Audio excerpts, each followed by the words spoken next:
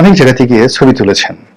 আপনি দেখবেন যে বলতে গেলে তুরস্কের যিনি প্রেসিডেন্ট এরদোয়ান, তার সঙ্গে ডক্টর ইউনূসের ছবি এবং তার হ্যান্ডশেক করার যে বডি ল্যাঙ্গুয়েজ, এটা দেখলে আপনি বুঝতে পারবেন। তো এরকম অনেক কিছু হচ্ছে যেগুলোতে তার যে সারা জীবনের অর্জন, সেই অর্জনগুলো একেবারে নষ্ট হতে বসেছে। তো কাজেই এখন তাকে এই ৮৬ বছর বয়সে আবার নতুন করে সাজিয়ে, নতুন করে তাকে উদ্দীপ্ত করে, এবং তার যারা সঙ্গী সাথী আছেন এই সঙ্গী সাথীদেরকে নিয়ে আবার নতুন উদ্দীপনা যুদ্ধ শুরু করা, মানুষের মনে আশা জাগানো একেবারে অসম্ভব ব্যাপার। কারণটা কি?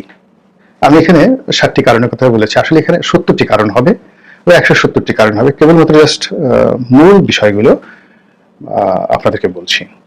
উনি যে ব্যর্থ হলেন, প্রথম ব্যর্থতা হলো উনি কখনো রাজনীতি করেননি, রাষ্ট্র পরিচালনার সঙ্গে সম্পৃক্ত ছিলেন না, এবং রাজনীতিবিদদের সঙ্গেও তার কারোরই কোনো